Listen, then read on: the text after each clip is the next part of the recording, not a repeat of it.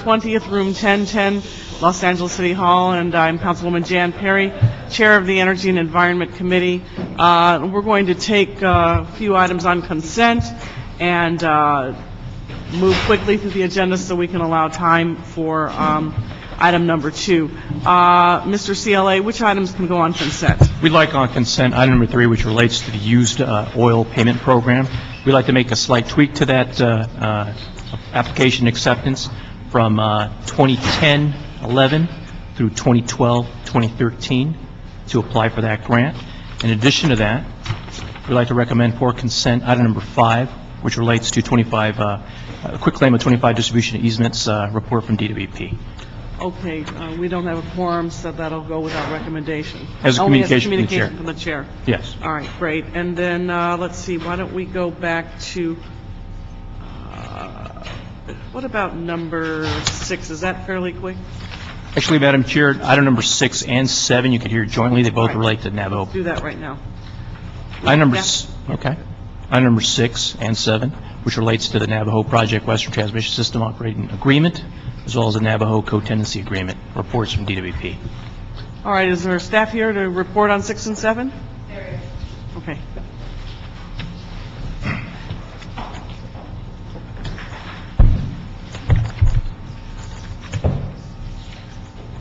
Good morning.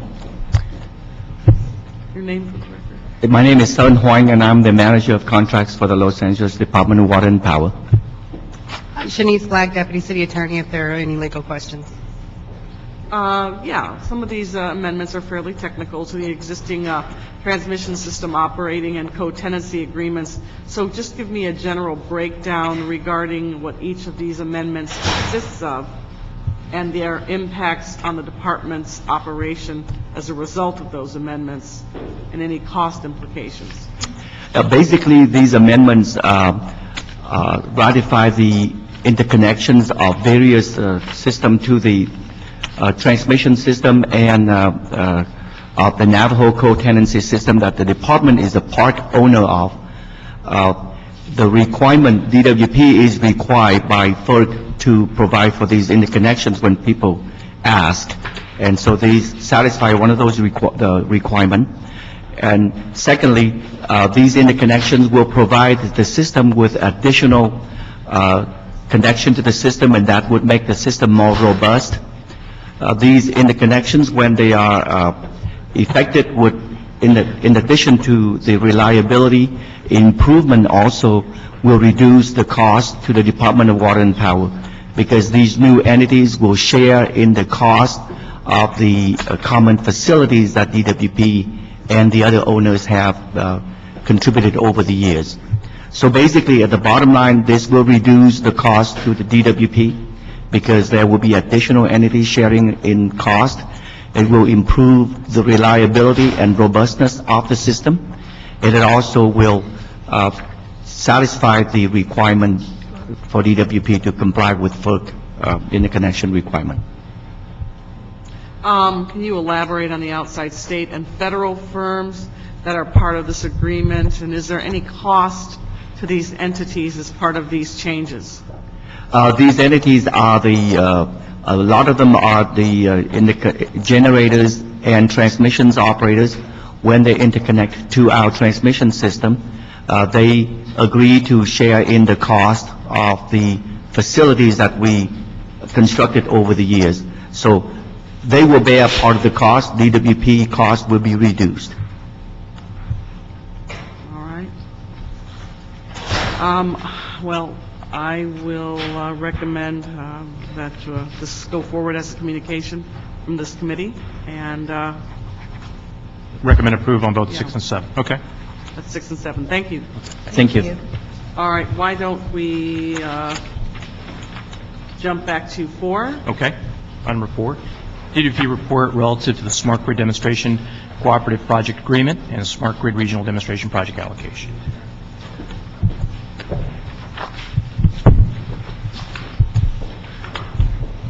Good morning, Madam Chair. This is John Chen, Department of Water and Power. Presented before you is the memorandum of understanding between Department of Water and Power and NASA, UCRA, USC, and the Department of Water and Power to carry out the grant that was awarded by the DOE for the $60 million smart grid project.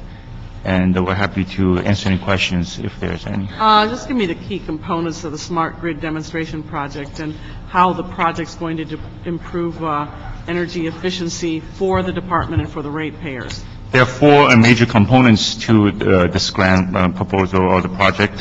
One is the demand response and the customer behavior, cybersecurity, and the electric vehicle. Under the cyber security, we want to make sure that after we install, we have committed to install about 40,000 small meters. We want to make sure it's secure at all access points. In addition to that, for the customer behavior, we want to test out the home area network and also the campus. We're using the USC-UCLA campus and the surrounding area as a pilot test site to look at ways to have real-time controls over the energy use, and hopefully we can also encourage customers to reduce energy during the peak period. Then how will you define the surrounding area? Do you draw a circle around the campus, or how far out do you go? Within the 1 mile radius of the campus, but in addition to that, we also have electric vehicle areas throughout the city, and we're also implementing some of the pilot throughout the various regions in the city too. Okay, you've mentioned two areas, USC and UCLA, and I think the project calls for components to be tested in 4 different areas of the city. So what are the other 2?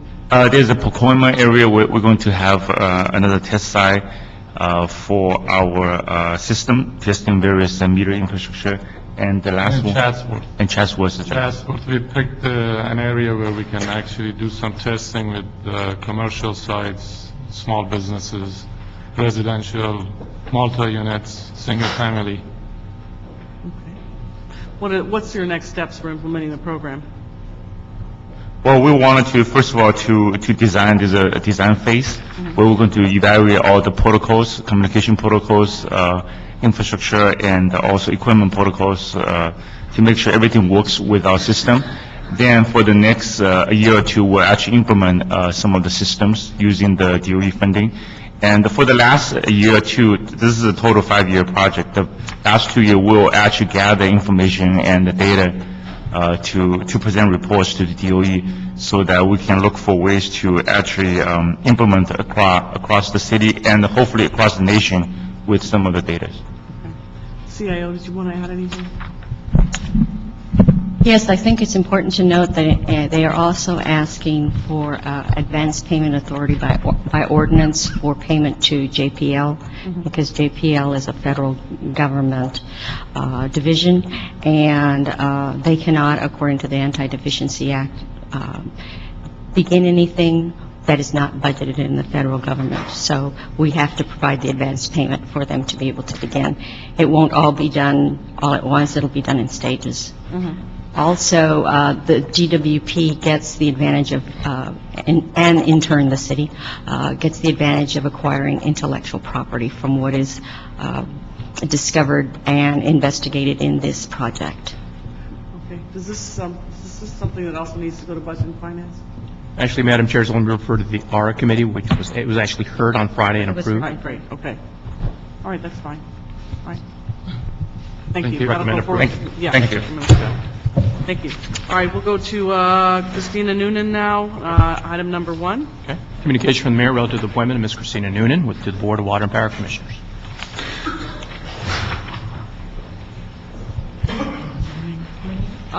Would you share with us your experience and your qualifications to serve on the board of the Department of Water and Power, and whether or not you have any utility-oriented experience? Sure. I'll give you a little bit of background first, just to set the stage. I paid my way through college, so I value the dollar. I entered commercial real estate without knowing anyone in commercial real estate, and 3 months into being an intern, was offered my first job. Go forward 15 years later, I'm a senior vice president, and fortunately I've done very well in that capacity. I've been able to represent many companies, many city municipalities, And these transactions have ranged anywhere from $1 million to $50 million per transaction. So I feel that my familiarity with information technology balance sheet will be very helpful, especially since we consider that the DWP has such a huge array of assets. And one thing that the mayor did speak to me about was wanting to do a review of the portfolio to see which, if any, assets could be disposed of, or how we could increase revenue by having, by leveraging in them some way or another, by putting solar panels like we are on many parking lots. And so I hope to bring that experience and expertise to the board. Are you currently employed in the same profession now? I am. I'm with Jones Lang LaSalle. Okay, and then do you know whether your company has projects pending before the city at this time? Or We've worked with Barbara Friedman just to ensure that right now there are no conflicts. you've done a conflicts check? Yes. Okay. Yes. Mm-hmm. All right. What do you consider to be the biggest problem facing the Department of Water and Power at this time? I think right now, in my opinion, the biggest initiative should be to restore issues of trust, integrity, and transparency within the board. We need to regain the public's confidence that we can deliver reliable, safe, and affordable water while promoting environmental responsibility. And it's a fine balance, because I know that our mayor was very adamant about making impressive claims to make this the greenest city in the nation. But given the economic climate that we face now, I think that it's important to maybe reconsider the plan and how it should be instrumented. Over the past several months, the City Council and the Department of Water and Power experienced an unusual adversarial relationship with the Board of Commissioners and the Department of Water and Power Management in general over a variety of issues. Are you familiar with those issues? I've read about these issues, and having headed the Convention Center Board for the past 5 years as its president, I've been very familiar with how important, how crucial it is to communicate and collaborate with City Council as well as the Controller. During our last audit, we addressed 90% of what Controller Rule asked us to do within 9 months. Had it not been for City Council working with us, we would not have been able to reduce our waivers by 98%, which is a historical high. Working with City Council, we also were able to promote demand flex-based pricing, which is such an easy business concept idea, but I was surprised at how difficult it was to get through these different chains of command. But at the end of the day, I think it's very important that we collaborate and work well together. Okay, well, and the issue was the withholding of the power revenue transfer. Mm-hmm. So aside from everything else, that was the critical issue. Mm-hmm. Have you taken a look at that at all? I do, and I understand that Councilman Garcetti is initiating a ballot to have an independent rate advocate, which I think is not only a fabulous idea, but I think it's an important thing to have in place right now, given what's happened recently, as well as for the substantial amount of money that's projected in the next 5 years to rebuild the DWP's infrastructure. There's many. So when you get down to full council, have somebody who's prepping you pull all of the motions on the ratepayer advocate and the inspector general, because the concept was originated by Mr. Smith several years ago, Mm-hmm. so that you can be up to speed on that. Mm-hmm. Just have people who are escorting you pull that for you. So Okay. you have that in front of you. Mhm. Uh-huh. Okay. Okay, great. All right. Thank you. Well, thank you for your time. Great. Recommend approval? Hmm? Okay. Thank you. Madam Chair, leaves you with item number 2. All right, thank you. Presentation from Los Angeles Business Council relative to 600 megawatt solar feed-in tariff policy proposal. Okay. And by the way, we have all these cards. I'll save them till the end, because want to give you maximum amount of time to speak. Thank you.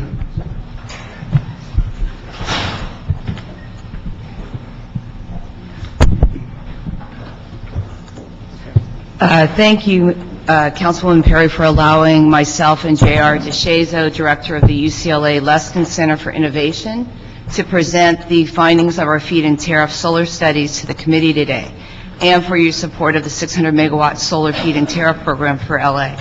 We would also like to thank Councilman Koretz for his support of the solar feed-in tariff program as well, and his leadership in CD5.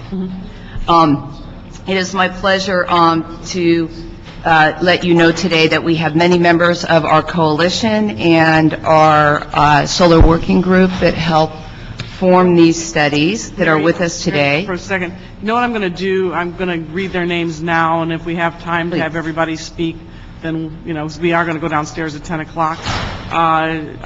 Just for the record, and I'll keep the cards out and see how it goes. Janet Gagnon from Solar World, Carl Lott from Los Angeles Business Council, Cecilia Aguilon, Kyocera Solar, Mary Luevano, Global Green, Evan Gillespie, Sierra Club, William Wright, AIA, Los Angeles, and Jessica Duboff, LA Chamber of Commerce. And we're going to do the presentation first, and we have time at the end, and I'll call you all up. Okay. Thank you, Councilwoman. And Councilman Koretz, I was just thanking you for your support of our study and the proposal for the 600-megawatt feed-in tariff program. Thank you. Oh, and your leadership in CD5, our council district. All of the individuals, Councilwoman, that you just read are experts in their field, and they would be available to this committee for any questions. Together, this group with our coalition of partners are asking the city to consider a 600-megawatt feed-in tariff program to be adopted this year.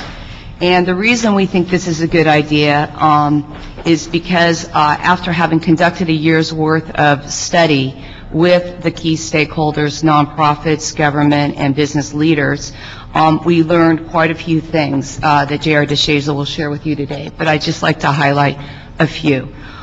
First, a 600-megawatt program will allow LA businesses, hospitals, schools, apartment owners, residential homeowners to generate solar on the rooftop and sell it back to the grid. This program will also conservatively generate more than 11,000 jobs in the LA basin, nearly triple the amount of jobs that LADW has created in this region through the renewable programs to date. It will also do this at no additional cost to the ratepayer over the lifetime of the program, and it will provide a minimum of 3% of our renewable energy goals by 2020. This program will also help be an economic driver in lower income and inner city areas where the majority of solar rooftop installation is likely to occur.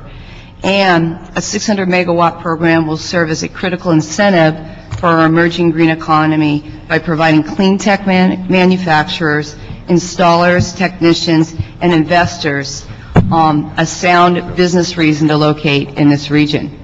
So for this and many other reasons, our coalition is asking you all to move ahead and evaluate the UCLA study that we are presenting today and adopt a 600-megawatt solar feed-in tariff program for LA this year.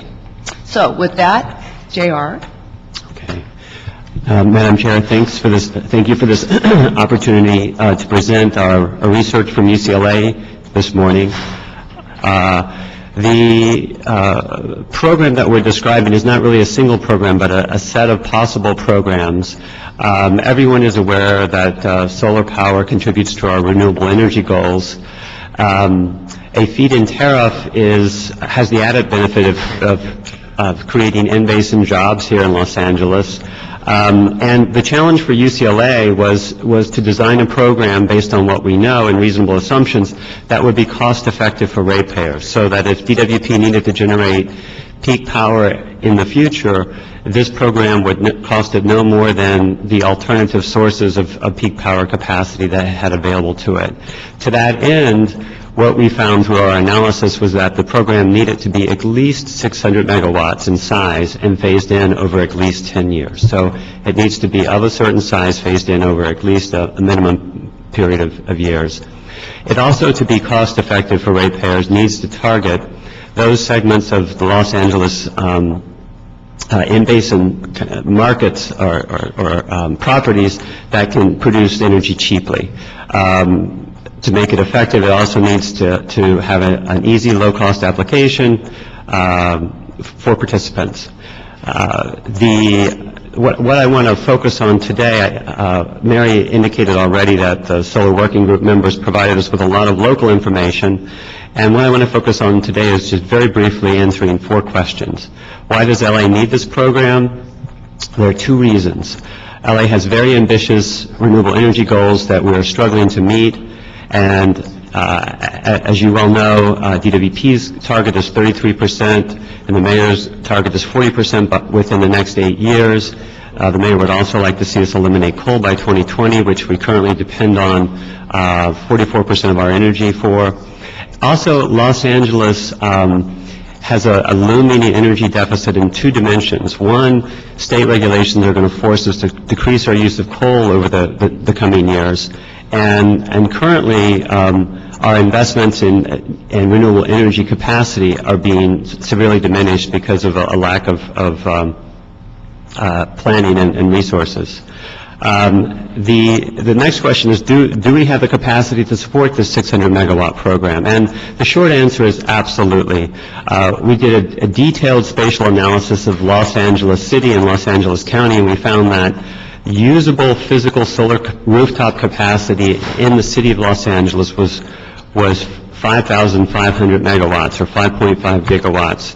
We have ample potential. That potential is relatively evenly spread out across the council districts. I believe Councilman Koretz and Councilwoman Perry, you all have maps of where the solar rooftop resources are located in your districts with you.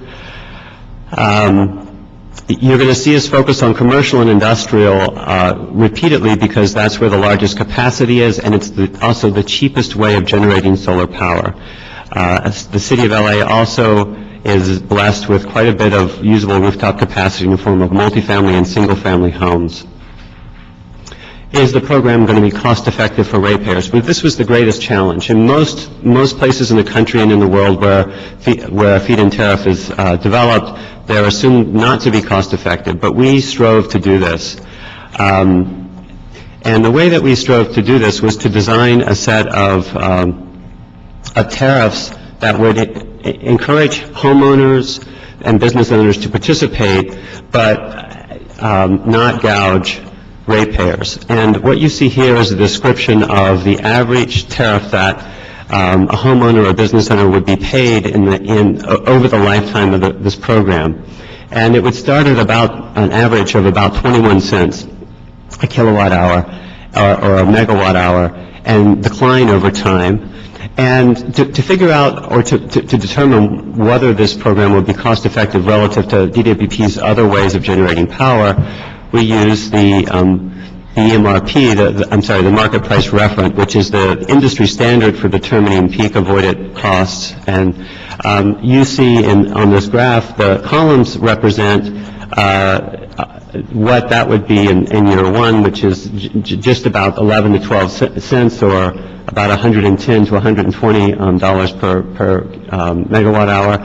A key assumption is how quickly those costs escalate over time. Since we don't know that precisely, and no one probably does, we did a sensitivity analysis to look at when this program would break even with that alternative, and at what point beyond it would actually be cheaper for ratepayers to utilize this program rather than standard peak period capacity generation methods. And we don't know what DWP's avoided costs are, but this is what they told us their costs were going to be earlier this year. This is what rates need to go up, they said, for these different business classes in order to cover their costs, in order to meet continue to have a good bond rating. And you can see that the average increase for the average consumer is about 8%. So that even if we adjust that for inflation, say it's 4%, at 4%, this program has parity with that around year 10. And if we ask, well, how much is this going to cost ratepayers? How much is it going to save ratepayers? This graph shows this. For the average family in Los Angeles, the maximum they would pay occurs in years 4 and 5. It would be about 51 cents a month for the average household. And then starting in year 10, they would actually start saving money relative to the alternative power sources that DWP is assumed to have available to them. Okay. What are the economic development benefits? We estimate, using the best available studies, that about 11,000 full-time employment jobs would be created in LA. So those are job years. And I'll describe how we arrived at those in just a minute. Importantly, in addition to job creation, there are other business opportunities that would be associated with investing in this program and generating power this way. First, it would add value to the existing stock of real estate. Rooftops and parking lots and open lots would now be able to generate revenue if they were if they had that capacity as a solar resource. And then a new solar-focused value chain would be created here in Los Angeles. Right now, if we invested in this program, we would probably get some system components manufactured here. We'd have many of the professional services sourced here, so financing, permitting, design, project management, legal services, and then, of course, the system construction and integration, installation, boots on the roof, and in the parking lot. Those jobs would be there, and then, of course, the operation and maintenance. And there are a variety of ways to estimate the job creation. We could start, if we wanted, and just take the DWP and mayor's estimates for the LA Solar Plan, which were approximately 30 jobs per megawatt hour, which he presented in 2008. Another thing to do is to take the commonly cited studies and just look at the installation and construction. There we get over 10,000 FTE, and then what we did is we took what we thought was the best available study out there in the literature, and we adjusted it for Los Angeles, and we adjusted it for this program, and we got a number that was close to the 10,000, approximately 11,000 FTE. The final number will depend on the design of the program. In addition to the other thing to appreciate is there are three types of jobs that can be created from a program like this. Direct jobs, which is what I've just described to you. The 11,000 FTE would be the direct jobs created by this program. Then there are indirect jobs. So those are the jobs created when the workers that are employed in developing and constructing these systems spend their money and support jobs further down the sort of the food chain. If we want to get an estimate of what those are, we use the sort of the standard multipliers that are used for this sector, and we get an estimate of about 7,000 total indirect job FTE. It's important to notice where these direct and indirect jobs are going to be. Generally, they're going to be near low-income and traditionally disadvantaged communities. When I say near, what I'm showing you here is a map. The redder the color, the more intense the solar resource, and what you can see is that the most first, Los Angeles is endowed with tremendous solar resources. And then when you look at where those are located, they're located in neighborhoods that have been traditionally lower income or disadvantaged. And the point that we want to make is that the spillover effects from investment in the commercial industrial geographically would be the adjacent communities, which are these communities that we see here. So I just want to summarize that what we know from studying these programs in other parts of the U.S. and around the world is that they can very quickly generate economic growth, very quickly help us meet our renewable energy goals, which are very ambitious, help us reduce DWP's out-of-basin transmission requirements and costs.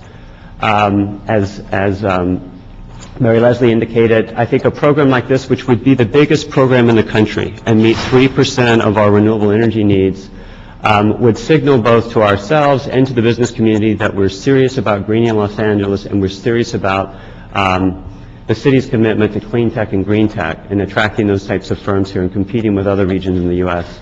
And then the specific program or set of programs we're proposing, we believe, based on what we know, would save ratepayers money over the lifetime of the program. Thank you very much. Thank you. We've been joined by Mr. Alarcon, Mr. Krikorian, and Mr. Koretz, and I want to give due time to everyone who might have questions, and if we have time at the end for speakers to speak. I've gotten a few additional cards since I read the last round from Jeffrey Richardson of Imani Energy Solar, and I believe from Fran Inman from Majestic Realty. I have one quick question, and then I want the outcome of this today will be to ask the CLA to do an analysis of the proposal and come back to us to give your analysis in conjunction with the CAO regarding the cost implications, and we can figure out a time frame at the end of the meeting. Just a quick question.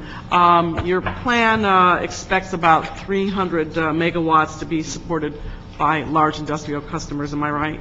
And multifamily housing owners. That's correct. It would be multifamily housing and commercial industrial rooftops would be the primary target. Have you begun to do any kind of outreach to property owners, say in specialty areas like, food processing, things like that? I know that we have, but since I handle the research side, I'll defer to Mary Leslie. Yes, and Councilwoman, thank you for helping organize that with the cold storage warehouse owners and multifamily owners. That was the first of a series of meetings we're having now over the next couple of weeks with different council districts, key stakeholders, and we would be available to any council person to meet with our key stakeholders to see whether or not a program like this would really make sense for them. And what we found is it absolutely would. It would provide them with a new way of generating income on their rooftops, which is seen as very positive because it offsets the costs of their ever-increasing energy bills, in addition to making good use of the rooftop space. I know you've probably begun some discussions with the Department of Water and Power. And have you gotten to the point in your outreach that you've been able to determine whether or not they are able to integrate 600 megawatts into their operations? Initially, they presented, as to the mayor whose idea this was, over close to 2 years ago, a 150 megawatt to 200 megawatt program. And what we learned from the department is that's because they could do that big a program without any grid upgrades. So that would be, and they would welcome the capacity. So I think the department has looked at this program. There's been many different versions of the program.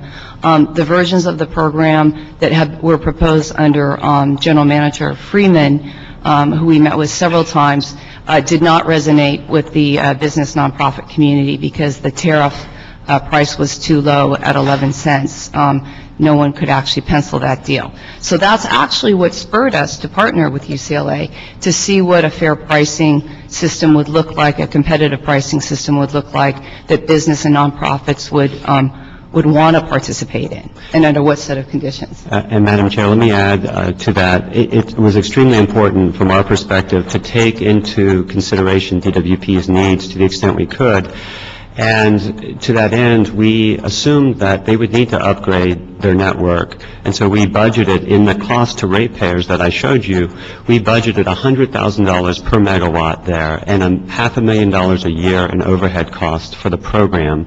We know that the Sacramento Municipal Utility District basically has one individual allocated to their 200 megawatt program. I know that I'll be looking forward to the CLA's analysis because this has been a big issue in the past, what the tariff amount would be, what DWP would pay for the power, and the tariff structure and the amounts per provider group. So I'm looking forward to that analysis. And again, the outcome of today will be to direct the CLA to come back with a complete analysis of the proposal within whatever reasonable time frame. I'm hoping that it'll be 45 days or less, if that's what you think is reasonable. And those are all the questions I have at this time. Why don't I start with Mr. Alarcon and then work my way from left to right? Yeah, is there a storage component for the individual locations? Storage? The storage of the energy that is captured? No, sir. All of the energy would be fed immediately back into DWP's grid to serve other customers. Okay. Recognizing that most businesses are day users and then they're dormant at night. And also exigent circumstances, earthquakes, fires, whatever. The one missing element here is additional storage capacity to ensure that the capacity is not lost. But I also am concerned about, DWP has invested to ensure capacity using all kinds of systems. If we infuse in that system a large power generator that is as an alternative, what happens to our investments in some of the other technologies? So, for example, let me give you an extreme example.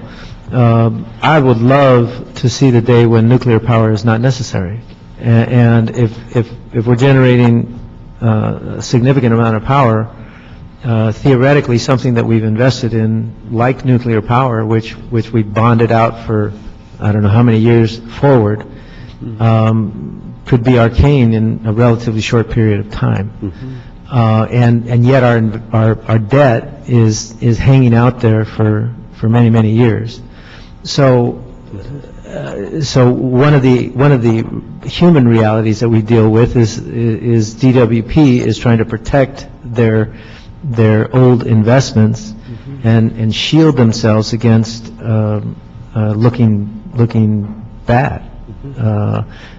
So I'm curious from UCLA, I think you know what I'm talking about. I just would like, if you could explain to us how we can overcome and penetrate that shield, and how do we transition from a nuclear-driven economy to a non-nuclear-driven economy?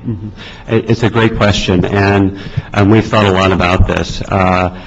To start with, recognize that we're proposing that DWP accept only 60 megawatts of capacity a year, that it's tiny, it's less than 0.5%, and the total program, when it's fully ramped up, would only be 3% of DWP's load. So it's a small contribution in the big picture. It's a significant contribution in terms of renewable energy. And to your question of how does it fit into DWP's mix, it's important to realize that DWP is managing a dynamic load and estimates that will, on average, when we're not in a recession, will grow at about 1% a year. So we would slowly phase this in. It's important also to recognize that state law is forcing us off of our coal slowly. And actually, it will happen sooner than we think in the next 5 to 6 years. In addition, we have these renewable energy goals. And I understand for a variety of reasons DWP has had to disinvest or terminate some of the solar projects that they have planned. And so this would be a substitute for those. Yeah, well, I happen to believe that we need to move forward quickly, because many smaller jurisdictions are going to move past us in terms of the cost that because they are going to be able to use smaller systems that generate more power more efficiently, reusing capturing the maximum load and saving it, and then using it further down the road. And if LA doesn't get it, we're going to be the most expensive power generator or user of power in the nation. So we've got to move ourselves away from some of these old contracts that are really essentially going to kill us in the marketplace. Absolutely, and this would be one of the quickest ways DWP could bring on additional power. And you mentioned DWP's high fixed cost and debt service. The important thing about this program is it would not add any fixed cost to DWP whatsoever. The private sector would bear the cost of financing all of these projects, whether they're homeowners, nonprofits, or businesses. I don't have too much because I've had a chance to go over this with LABC at some length, but can you, and I'm sorry if I missed this before I came in, but can you draw some comparison between the payback periods for a typical rooftop solar system under the DWP's current program and what it would be if we were to adopt this fit? Well, the current net metering program, is that the one you're referring to?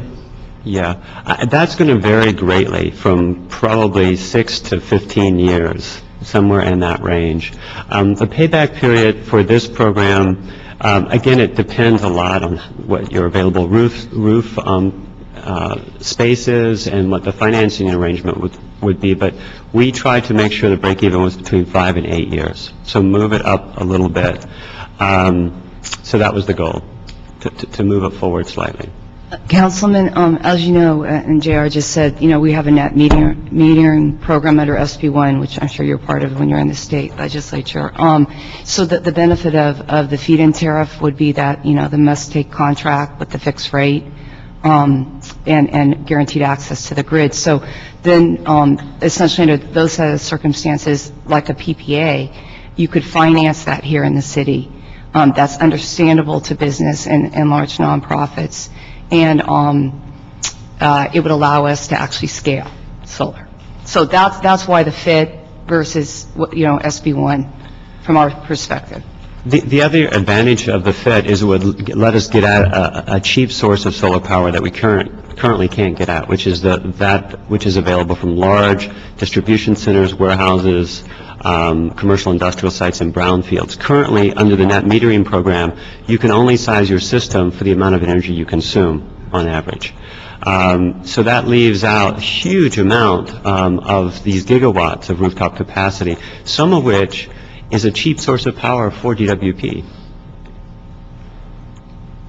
How is that? I mean, because I think that this issue of cost effectiveness is kind of the critical point. Yeah. So let me return. So this is a key figure. The red line shows the average cost of energy from this program per megawatt hour, and it falls over time. And then the rising bars are currently the market price reference escalated at either 3%, 4%, or 5%.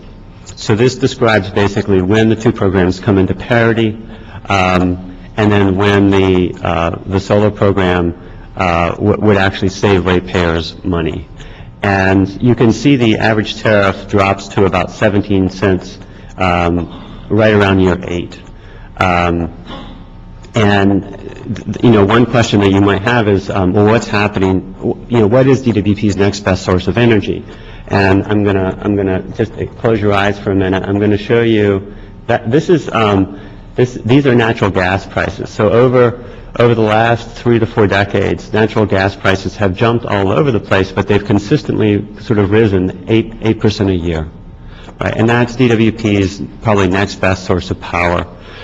We don't know what they're going to do in the future, which is why in the ratepayer analysis we look at different scenarios. Yeah, well, but the predictability is one of the important advantages of having a solar program. Absolutely, and it comes during the peak period of the day. Right, and so along that line, have you calculated into your economic analysis the need to back up this intermittent resource with additional conventional sources? Has that been part of the consideration of cost effectiveness? Well, it certainly is an important factor. We have thought about it. We haven't explicitly included the excess capacity costs that would be needed for a rainy day, for example, in the cost basis, but that would be a relatively straightforward thing to do. And it's safe to assume that the solar energy that would be generated under this program would not be greater than anticipated load growth. You're still underneath. Oh, absolutely growth. not. So, yeah, that's right. Okay. No, yeah. Thank you. Sure. Mr. Perez. Yeah, I don't have any additional questions. I met with folks about this earlier. I think it's a great win-win program that will create a lot of jobs, provide us cost-effective renewable energy. So I don't see a downside to it, and I'm already publicly in support. Great. We do have a bit of time. If we can I'm going to call everybody up, and then if you could take maximum 1 minute for each person, and if you don't have to take a minute, then don't take it, and that way we can make sure that everybody gets a chance to speak. Why don't you pull up some extra chairs? Or Mary and, you guys, you can come back in a minute. All right, Janet Gagnon, Carl Lott, Cecilia Aguilon. and Mary Lou Evano.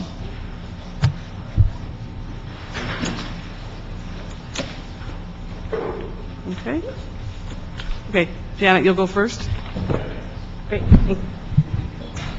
Good morning, City Council members, and thank you very much for considering this proposal. I think it's very important for LA County. I can say I'm a longtime LA County resident, and I'm very excited by this opportunity. Solar World is the largest U.S. solar manufacturer, and so we definitely see the value in a feed-in tariff, not just for our own business, but for all businesses to come to LA County to set up shop. Solar World is also German-owned, and our growth is a direct result of their feed-in tariff. We have seen firsthand how it can be a very powerful economic driver to provide jobs to local people, both on the manufacturing side as well as the installation side of the equation, as well as into others. And the biggest push here from a ratepayer, which I am for LADWP, is, as City Councilman Krikorian said, is predictability. I can take any price you give me as long as it goes over a long period of time and not spike. Thank you. Carl Lott? Thank you. My name is Carl Lott. I'm a real estate attorney with the law firm of Holland & Knight. And Holland & Knight recently decided to become a member of the Los Angeles Business Council, primarily because we strongly support this program, and we see it as a potential for really increasing our economic development in the Los Angeles area.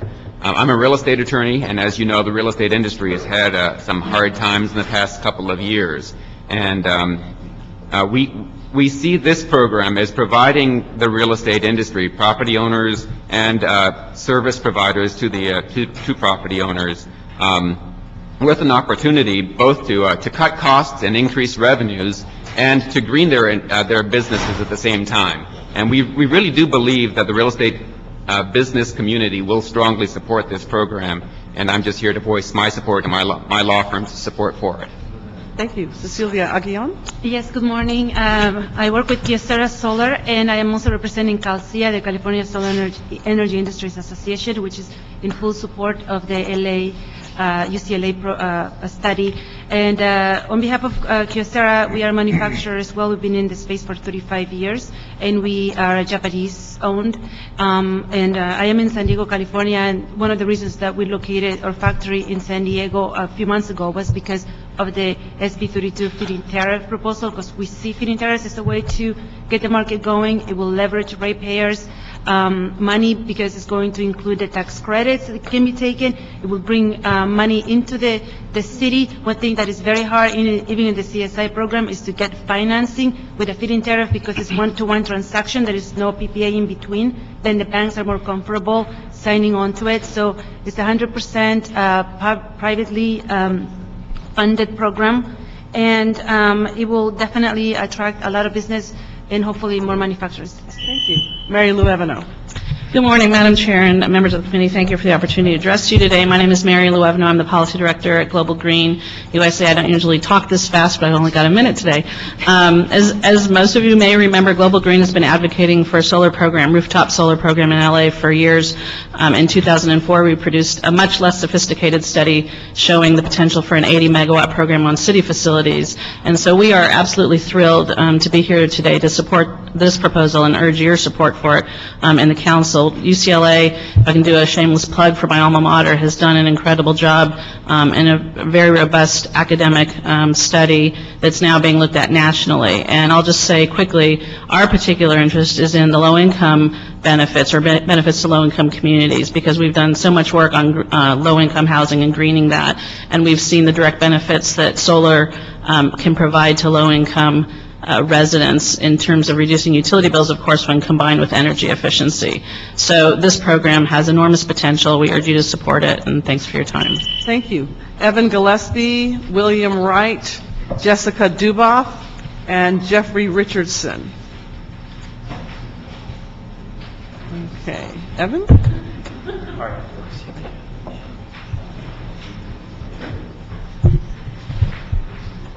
Okay. Well, thank you, council members, for your time today. My name is Evan Gillespie. I'm the regional representative for the Sierra Club's Beyond Coal campaign.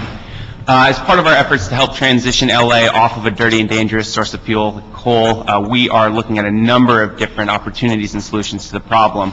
One of the problems created by our dependence on coal is that we continue to needlessly send money out of state to coal companies that not only contribute to climate change, but also fail to provide any economic benefits to folks in Los Angeles. So it is, credit to LABC, their feed-in tariff directly attempts to solve this problem, and the Sierra Club wholeheartedly supports the feed-in tariff proposed today. By implementing a feed-in tariff, we have an opportunity to really jump LA to the front of the pack and start to encourage the types of companies that are really going to power the 21st century economy to locate and invest in Los Angeles. Lastly, we are particularly interested in the opportunity to really direct that investment at low-income communities of color that have traditionally been excluded from this type of economic growth. So we, again, are in full support of the program. Thank you. William Wright. Good morning. My name is Will Wright. I'm here with the American Institute of Architects to support the LABC and UCLA feed-in tariff study. On behalf of our 3,200 architect and designers, we've been advocating for a feed-in tariff for several years, and we feel this is one of the many ways that the city of LA must move in order to become a more healthy and livable city. As our architect members are designing net zero energy buildings by mandate over the next 30 years, we're going to have to look for areas where the excess capacity of the energy generated can feed into our grid. And also, if you look at Germany as a successful model, I think you will be more pleased with the outcomes of what the potential is here, because Germany's weather is nowhere near as beautiful as Los Angeles. Thank you. Jessica Duboff. My name is Jessica Duboff. I'm here representing the Los Angeles Area Chamber of Commerce. As a member of the Solar Feed-In Tariff, and on behalf of our 1,600 members and their employees, I'm here to support the LABC Council's Solar Fit policy, a program we believe makes great strides towards long-term economic development, job creation, and quality of life. Building a robust local green economy in our region is a high priority for our business members. This program would allow the city the opportunity to create 3% of electricity from the sun, thereby aligning with Los Angeles' commitment to sustainability and renewable energy. LABC and UCLA have laid out a proposal that addresses the various needs of all constituents, from commercial buildings to residences, governments, and nonprofit facilities. This program would generate 600 megawatts of electricity in the next 10 years, making LA the home of the largest solar feed-in tariff program in the country. According to the Luskin Center, this program would create 11,000 green jobs, while also attracting solar companies and other clean tech manufacturers to the region. Energy consumers will see cost-saving opportunities and long-term economic returns. California is already recognized as a leader in clean energy. In combination with the Clean Tech Program and the Green Business Certification, this will showcase LA. Thank you. Jeffrey Richardson. Good evening, Madam Chair. My name is Jeffrey Richardson. I'm the President, CEO, and co-founder of Imani Energy. We do solar installation. We are focused on enterprise and empowerment zone communities, and specifically focused to address the needs of low-income and people of color communities. We were formed to do that. We're concerned about the creation of jobs and know that this is a tremendous opportunity for LA to move forward and to set the pace for the country. I'm very concerned as a solar installer looking at all of the people that we have to talk to from other countries for financing to build the market. This feed-in tariff program with the LABC and UCLA is critical to advancing the goals of clean, renewable energy for the city of Los Angeles, to create jobs in communities that need them most, and to spur a regrowth of the economy. This is a tremendous opportunity and one that we must not let pass. I think that if we work together, this can get done. There's a great plan that's been put together, and it points the path to the future. Let's get behind it. Let's get it done so that we as a city and as a nation do not get left behind in a critical arena for the future. Thank you. Last two speakers, Fran Inman and Lee Wallach.